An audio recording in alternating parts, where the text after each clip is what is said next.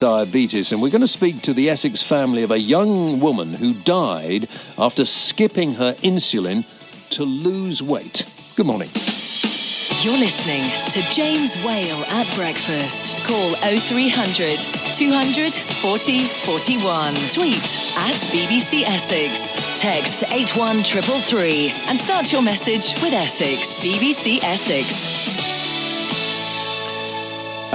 Good morning to you. Keep your calls coming in about farming and food as far as the EU is concerned, whether you think we're better in or out. Now, the number of people with diabetes has quadrupled in the last 35 years. There are now 422 million people worldwide, suffering either type 1 or type 2 diabetes. If you have type 1 diabetes, you have to inject yourself with insulin, and that can have real risks. Lisa Day had type 1 diabetes and also developed an eating disorder as a teenager. Sadly, she died after skipping taking her insulin to lose weight. She was only 27 years old. Now, Lisa's brother-in-law, Matthew Edwards, joins me on the programme to talk about this. Matthew, thank you very much indeed for your time. Good morning to you. And good morning. Matthew, if you will, just tell us about Lisa and what sort of person she was. Okay, so, Lisa was a very friendly, happy girl. She loved her friends. She liked living a normal life. And although she developed type 1 diabetes in her early teenage years, she really didn't want that to hold her back. I think that she was very conscious about her weight always, and she was almost obsessed by food. And I think actually gaining diabetes made that a lot worse. And how much of a struggle did she have to go through? I think a lot, really. She was diagnosed at a very sensitive time in her life in terms of her early teenage years, where she was just growing into an adult. And I think it was very early on that initially she actually omitted her food and really struggled from hypoglycemia and had a couple of attacks. But as she grew older, she started to realize that she could control her insulin use to essentially drop her weight. And she would regularly do this, run her glucose levels too high for what they should be in order to essentially drop a dress size. So she could waver in between a size 12 right down to a size 8 in quite a quick period of time. And that, of course, is very, very dangerous, isn't it? It is indeed. Running your glucose levels high cause all kinds of problems which unfortunately are permanent. So Lisa first had problems with her eyes. She had problems with her microvasculature. She ended up gaining kidney problems towards the end and gut motility problems. And they could all really be pointed towards essentially running her glucose levels too high. And once these things happen, they are permanent damage. And what happened? Eventually that led to her tragic death. Unfortunately so, yes. She was at a period of her life of transition. We know from the inquest into her death that the days leading up to her death, she was running her glucose levels far too high. And ultimately, she ended up with an acute attack of something called DKA, which is diabetic ketoacidosis. This is when your glucose levels are so high that your body starts essentially attacking itself. This led to directly leading to her having a heart attack and unfortunately passing away. And she'd been getting help, and presumably you and other members of the family had been trying to talk her out of doing this. There is one clinic in the country, but it is only a single clinic which specialises in diabetics with eating disorders. This is at the KCL in London. The problem is that she received help from eating disorder clinics and diabetics clinics in the past, but unfortunately the mode in which they treat their patients doesn't suit diabetics with eating disorders. It really does fall in between the gaps of what the NHS can offer. And what happened when presumably members of the family said, you really can't miss your insulin injections, it's not doing you any good? What was her response? And I think it's, as with a lot of people with eating disorders, you can tell them, well, you need to take your insulin. This is a life-saving drug. But ultimately, she was balancing a tightrope. She would run her insulin levels, just a little bit higher than they should, which may not have immediate short-term problems. And in a simple, trying to tell an anorexic you need to eat, there are underlying issues there that need to be potentially addressed. And I think this is the main problem. If you go to an eating disorder clinic, the whole thing around the treatment is around making you comfortable with food, making you ignore almost what you eat, making you understand that you need to eat and not be so picky and watch what you eat. Whereas obviously for a diabetic that's impossible to do. You can't just go and eat as many Mars bars as you want, because you will end up killing yourself, because you just won't, your glucose levels will get too high. Similarly, in a diabetic clinic, they can't really tailor their response to you, because it's about the mechanics of the disease. So it is exactly what you say, how you put it, if you don't take your insulin, you will die. So just take your insulin. It doesn't go into the mental health aspects of, well, actually, why are you not taking your insulin? Why do you feel that you have to run your glucose levels high? And ultimately, this lack of care led to her playing this very dangerous game, and ultimately to her death. Now, you're trying to raise awareness, of course, and funds for Diabetes UK. You're doing the London Marathon, is that right? I am indeed, yes. This time on Sunday I will be petrified and jogging on a spot, ready to run 26.2 miles around London. We, as a family, we're very keen to actually raise a lot of awareness about this particular subject, but also help other diabetics in the UK. So we've raised just over 11,000 so far. We will be doing 2 weeks after the marathon a 3 Peaks challenge as well.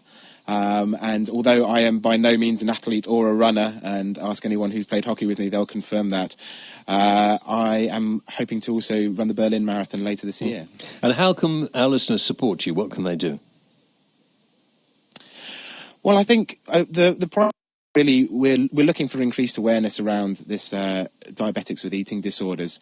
If anyone does feel like they want to also sponsor me as well, they're more than welcome to go to my Just Giving link, which is bitten off more than I can chew for Lisa. But I think the most important thing is we want to get this message out there that this is a real issue, and the NHS hopefully will respond and create these standards of care for diabetics with eating disorders. Matthew, thank you very much indeed. Very difficult, I know, to talk about Lisa, but thank you for doing that. We're going to talk in a moment to Jacqueline Allen, who has had her own experiences with diabetes, and what her thoughts are. And if you think that you have got a problem like this and you want some help, give us a call, 0300 240 41. BBC Essex Travel. Russell's here with the very latest. Been quite busy on the M11 and the A13, but how are things looking now? Yeah, the M11 delays were caused by overrunning roadworks earlier on. They've been cleared for a while. It's still slow, junction 5 to 4, much of the way from Loughton to the North Circular, but it's kind of just like it would normally be now, I think. Just off junction 7, there's a queue coming out of Harlow on the A414 towards the motorway, and then further back through Sawbridgeworth on the A1184. It's looking very busy. A13, you mentioned as well, that was an accident. They've cleared the accident out of town at Barking, but there are still queues heading in back through Dagenham as you come out of Rainham. In fact, Rainham's Dagenham is still queuing all the way at the moment after that accident on the other side of the road earlier. A127 very busy each way between Rayleigh and Southend. Also delays on the A127 towards London from Dunton Waylets through the halfway house at West Horndon, then going up the A128 Herongate up through Ingrave and halfway to Brentwood looks busy. Centre of Brentwood looking pretty busy as well. There are delays on the A128 coming out of Chipping Ongar as well, down towards Marden Ash.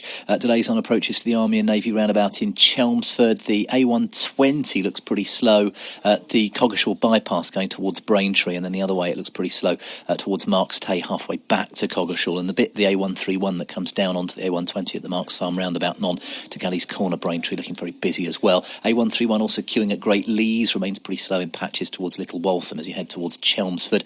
A12 going up to Copdock looking pretty slow if you're going out of county. Usual delays into Colchester as well on the Avenue of Remembrance. Also delays on the Ipswich Road coming in from Highwoods. There's a delay as well on the A134 coming down Turner Turner Road into Colchester. There might be something else you've spotted. Apparently some traffic lights out on Main Road, Gidea Park at the junction with Upper Brentwood Road. They cleared the accident, by the way, on the B1022 at Heckford Bridge by the zoo. The next update is in half an hour. Thank you, Russell.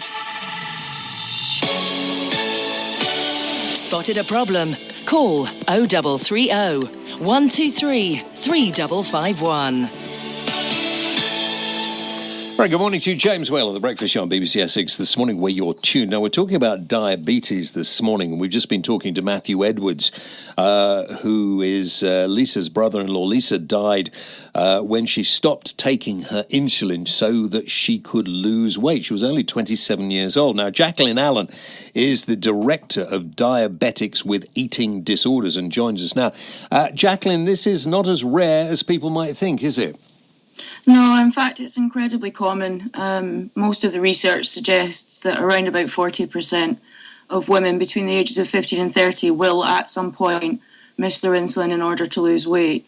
What I do at the charity and in my PhD as well, actually, is look at the reasons why that's so high. Because also being type 1 diabetic carries a twofold increase of developing anorexia or bulimia also. And most of the research says those are the sort of figures that we're looking at. There was a recent study actually that came out of Australia that said amongst 15 to 18-year-old females it was 85%. Now, this has a name, doesn't it? Is it diabulimia? Well, yes. I mean, Sorry? Is that not... Because I hear that some doctors say that this doesn't exist. Is that right? Yes, that is right. The problem with diabulimia as a term is that it was pretty much made up by the media. But a lot of our community have actually taken it to heart and they will call themselves diabulimic. So I did some research recently with type 1 diabetics who had eating disorders and asked them what they thought their eating disorder was, and they all said diabulimia. So among the community, this is a very, very real thing. And when it gets chronic, it's exactly like anorexia or bulimia or schizophrenia or OCD or any other mental illness. And of course, the tragedy is, as we've heard from Lisa's brother-in-law Matthew, it can it can result in your death. Well, yes. The average age of death for anyone who has ever skipped insulin is about 45, I think. So, I mean, it can knock absolutely years off your life. And currently, if you're a female with type 1 diabetes, you're 9 times more likely to die than your non-diabetic counterparts and 5 times more likely than your male diabetic counterparts. So the statistics are there. We know that this is a massive issue. But the problem is that there's no multidisciplinary team. There's no multidisciplinary working. What this really needs is a specialised, tailored approach. And unfortunately, there are very, very few clinics in the UK. I only know of 2 that have a specialised diabulimia programme. So, I'd hate to see what those waiting lists look like. You started this charity, Jacqueline, because of your own experiences. Can you share a bit of that with us? Yes, I mean, I suppose I was lucky in a sense because before I was diagnosed with type 1 diabetes, I was anorexic and then bulimic as a teenager. So as soon as I was put into I got diagnosed with this illness and suddenly everything becomes about food, it becomes about weight, you get weighed all the time, suddenly all your carbohydrate has to be counted, everything's about numbers, you go into the diabetes clinic and if your numbers aren't good, you get the finger wagged at you. And it's a perfect environmental storm for developing an eating disorder. So ironically for me, I went from bulimia recovery straight into diabulimia because I was thrown into this environment where everything was about food and weight. So, I was severely diabulimic. Supposing, Jacqueline, somebody is listening now and this rings bells with them and maybe a member of their family is in this situation, what should they do? Well, we support a large amount of diabulimics. We've got Facebook pages, we're on Twitter. We also do a lot of one-to-one emailing and coaching. And it does all sound really bad news, but, 7 years ago, I was on my deathbed, and now I run a charity and I'm doing a PhD. So it is completely possible to get better from this. And if I can help anyone, or if anyone at DWED can help anyone in any way, they just need to email info@dwed.org.uk. Okay, well, we'll take a note of that address, and if people get in touch with us here at the BBC, then we'll pass that on. Jacqueline, thank you very much indeed for your time. Thanks for having me. Thank you, Jacqueline.